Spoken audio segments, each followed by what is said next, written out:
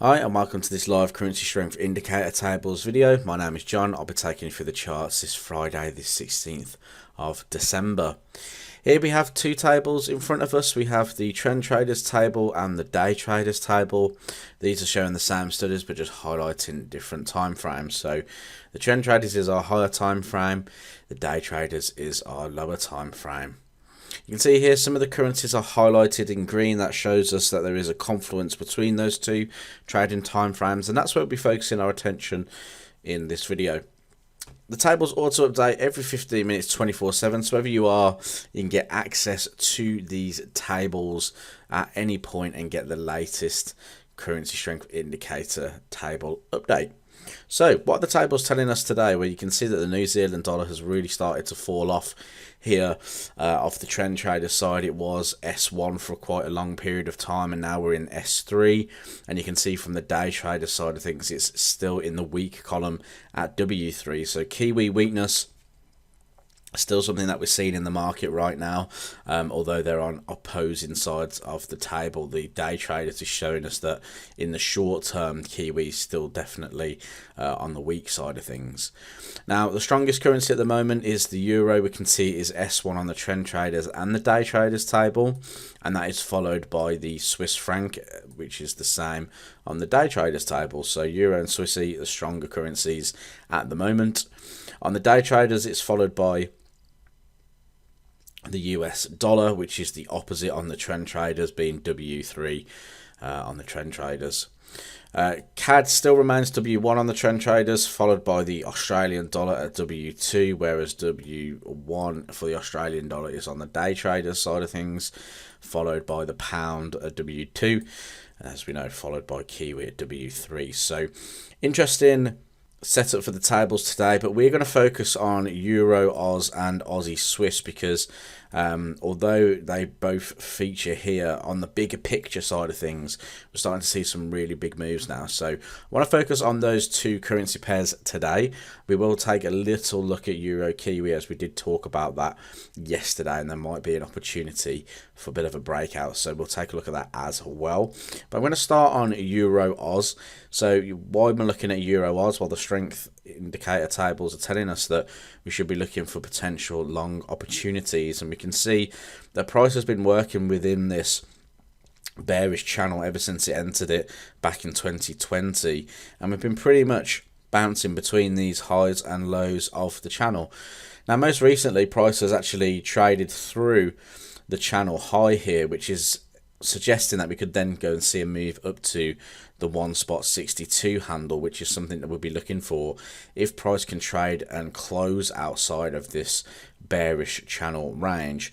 Now, if I go to a daily time frame, we actually had like a sort of flag pattern within the overall move. So we found lows down in August through here, and since then the price rallied, breaking through all sorts of key highs, including the 53.50 handle, which then became the base for the flag pattern here, where you can see we had this kind of a mini bearish channel through after an impulsive phase. Typically, these can lead to further breakouts in the direction of the sort of move to the upside. So here you can see we've consolidated, we've broken out, and we're getting the continuation of this previous move. Now, what was interesting as well, we also created like another sort of mini consolidation. If I go to the 8-hour time frame, you can see there's also other mini sort of consolidation through there. And once we broke out of that yesterday, price continued to rally quite significantly to the upside by over sort of 300 pips. So if you're watching the tables yesterday and you saw Euro Aussie, I know we focused on Euro Kiwi in yesterday's video, but if you looked at Euro Aussie, that could have been a really good opportunity to see some further upside to the market. Now, if we're looking at further upside now, I think we need to wait. Like I said, really looking at the bigger picture time frames at the moment and seeing if we can get a close outside. Now, it is Friday, so you know it is very possible that we could get this close here, and then on next week, if it still appears on the tables, we can maybe have a little look at some type of pullbacks, because if I just go down to the daily time frame, we could argue that price could come back into these previous highs here around about the 1.5680, or if we were going to round it up, the 1.57 handle for continuations to the upside, or even the sort of bearish channel that formed, maybe another retest in and around that area for further longs. Another market I wanted to look at due to the recent Aussie weakness was Aussie Swiss. So we're going to bring in Aussie Swiss. I'm just going to go to the higher time frame first. Now, why are we interested in Aussie Swiss? Well, it appears on our currency strength indicator tables, Aussie being the weakest on the day traders, second weakest on the trend traders, and the Swiss franc being the second strongest on both.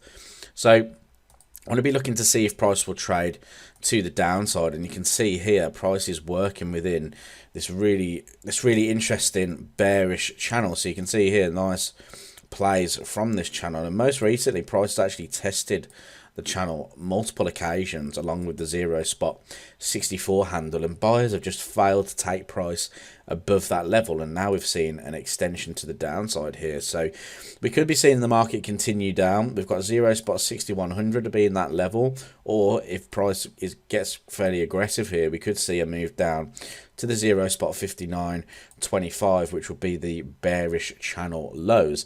That opens the door for quite a large move. You know, if we were to look at it from now, that's about 300 pips. But if I was just to go down to the 8-hour time frame, you can see that the market went pretty much sideways since the sort of beginning of November, and most recently now we've broken out of this. This could suggest that we could see a retest and a continuation. So I've marked out the 0.63 handle. So what I'll be looking for in particular personally is if price can trade back to the 0.63 handle, see that Aussie Swiss still appears on our tables, I'll be looking for moves then down to the 0.61 handle, and then if it can trade through the 0.61, it then again opens the doors up to the bearish channel support level. So that would be something of interest if we were to see price trade through that level. But nice consolidation through here. Just so happened that it came in contact with a nice strong bearish channel resistance, and then we had the influence from the currency strength indicator tables to see price trade through the range and down to and another move down.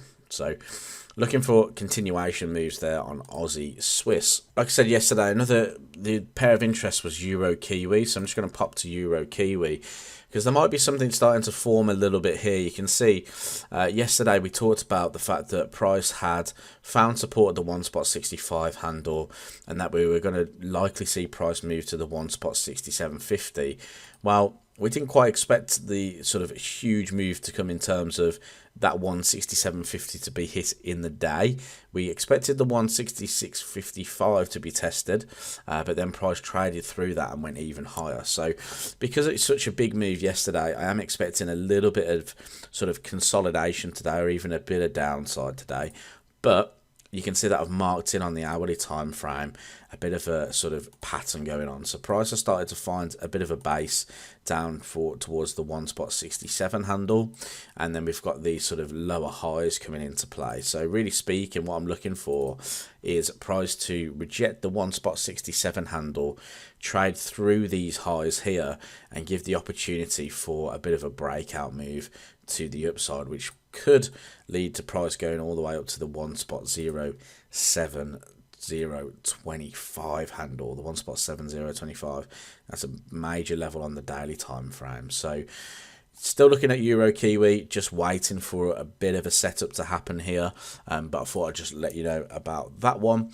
But really for me, the focus really is on Aussie Swiss and Euro Aussie. Aussie Swiss is a little bit cleaner because we have this nice range here that price can retest. If I just flip it over to Euro Aussie, again we can see that although it's broken through here, we're going to need to see a bit of a deeper retracement. And you know, Euro Aussie, Aussie Swiss, fairly similar currency pairs, so be interesting to see which sets up the cleanest out of those two pairs, but both looking like they can make some really decent moves in the market. So I hope you enjoyed the video. I hope that was clear. Like I said before, if you have access to the currency strength indicator tables, they auto update every 15 minutes, so you don't have to just watch this video and have a little look at the sort of new what's going on in this video. Have a little look at the recent update as well and see what you can pick out of those charts.